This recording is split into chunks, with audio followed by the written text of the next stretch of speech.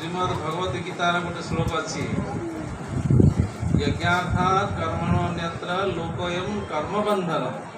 तदर्थं कर्म कौन्तेय मुक्त संग समाचार। तार अर्थ तार श्लोकर अर्थ ହେଉଛି कि जे यज्ञ निमित्त माने अन्यर उपकार जो करुछि अन्य को सेवा करुछि अन्यर उपकार करुछि इमितिया कर्म कले सी ये दुनिया रे बांधी हेउ नाही से बांधी हेब नाही किंतु अन्य करियो यज्ञ निमित्त न करिकी जेमती निजर घर निजर निज स्वार्थ अच्छा जे स्वार्थपर होइकिरी निस्वार्थ भाव जे काम करुछंती से